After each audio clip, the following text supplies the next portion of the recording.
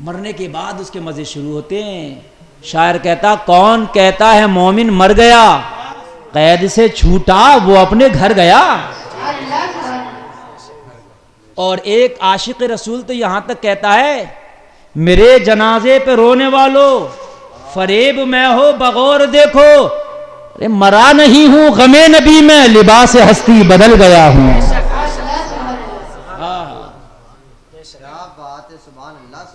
ابھی ایک عالم دین کا انتقال ہوا پاکستان میں پرسوں, اور کل ان کا جنازہ ہوا. یار پوری دنیا ہلی پڑی ہے, اور نبی کی حدیث ہے ایک عالم کی موت پورے عالم کی موت ہے. تو اس عالم کی موت نے دکھا دیا پورا اس وقت عالم غم زدہ ہے, اور لاکھوں کا مجمع ان کے جنازہ میں ہے. بڑے بڑے علماء رو رہے ہیں, اشک بہا رہے ہیں ان کے جانے پر. اللہ اللہ یار کیسا جانا ہے کہ دنیا کو رلا کے چلا گیا. لوگوں لیکن دنیا میں جب تک وہ رہا تو ناموس رسالت کے خاطر ہمیشہ زمانے کی آنکھوں میں آنکھیں ڈال کے لڑتا رہا. نام ہے علامہ خادم حسین رضوی, انتقال کر گئے اچانک. سمجھ رہے ہیں آپ, ناموس رسالت کے لیے لڑتا رہا. اللہ اللہ, ناموس رسالت کے لیے لڑتا رہا. لوگوں ذرا غور کرو یار, زندگی ایسی گزارو, دنیا سے جاؤ تو زمانہ کہ محمد کا وفادار گیا ہے, نیک گیا ہے, تو پھر نہ تمہاری موت تمہارا انعام لے کے آئے گی. مومن کے لیے سب سے بڑا انعام اس کی موت ہے, اور گناہگار کے لیے سب سے بڑی آفت اس کی موت ہے. اتنا فرق ہے مومن اور گنہگار میں.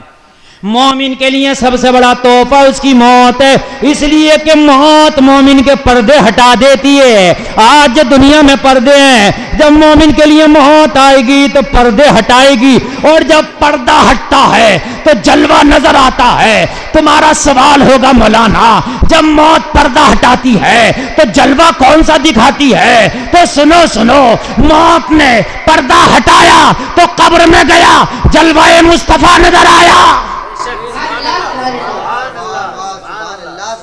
بلکہ ایک بات اور سن لو, مرنے کی رات جو دو جلوے دکھتے ہیں. کتنے جلوے نظر آتے ہیں؟ دو جلوے.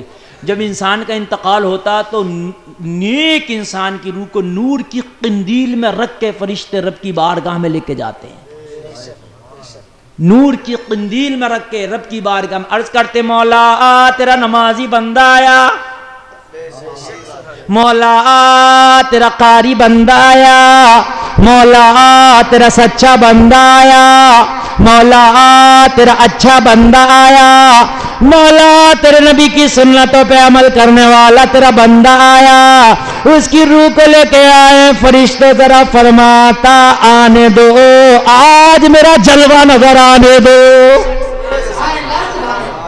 مومن کو مرنے کے بعد سب سے پہلے رب کے جلوے نظر آتے ہیں, اپنے رب کا دیدار ہوتا. میاں رب کا دیدار ہونا بہت بڑی بات ہے. رب کا دیدار ہو گیا, پھر جب اس کو رکھ دیا جاتا اس کی روح کو مرنے کے بعد, پھر فرشتے عرض کرتے مولا کہاں رکھ دیں اس کی روح کو؟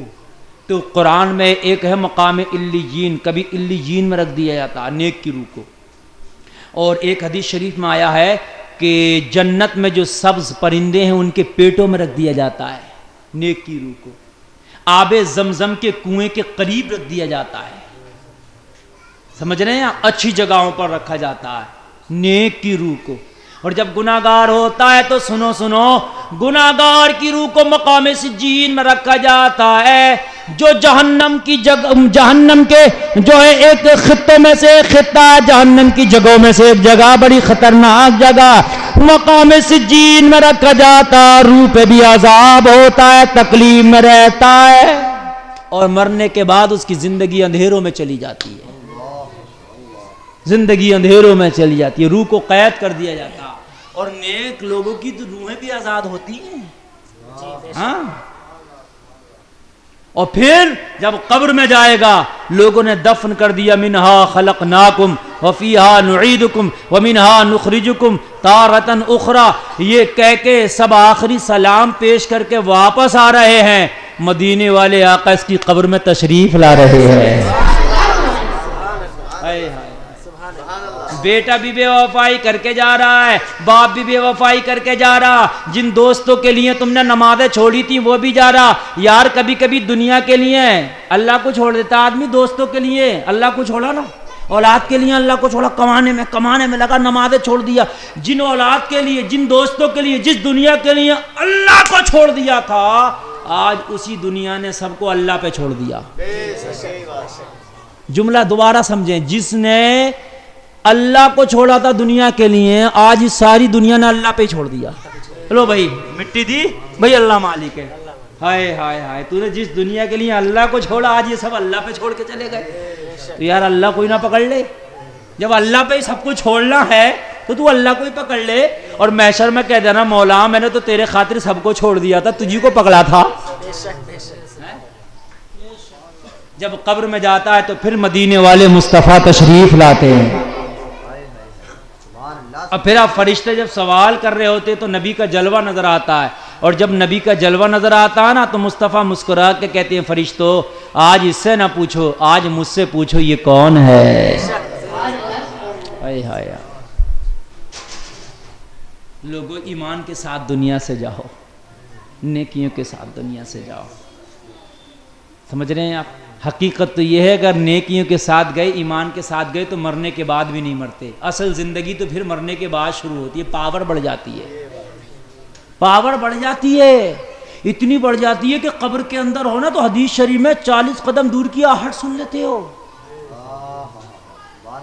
آج تمہیں کمرے میں بند کر دیا جائے، کوئی روڈ پہ ہلکے ہلکے گزر کے جا رہا تمہیں نہیں پتا، لیکن قبر کے اندر منو مٹی کے نیچے دبا دیا گیا اور 40 قدم دور سے کوئی جا رہا ہے تو حدیث شریف میں قدموں کی آہٹ سنتا ہے، پاور بڑھ گئی۔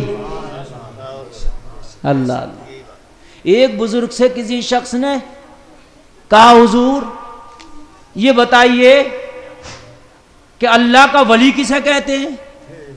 کیا کہتے ہیں؟ اللہ کا ولی۔ بڑے کل آنا بتائیں گے۔ جب وہ کل آیا تو انتقال کر گئے،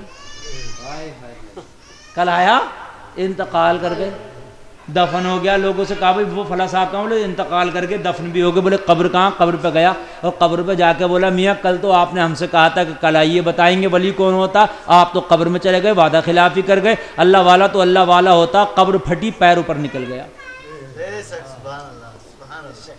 پیر نکال کے دکھا دیا یہ اللہ کا ولی ہوتا۔ دیکھ 800 سال ہو گئے ان کی قبر کو، آج بھی پیر اوپر ہی نکلا ہوا ہے۔ ہاں 800 سال زندہ ہے اللہ والے۔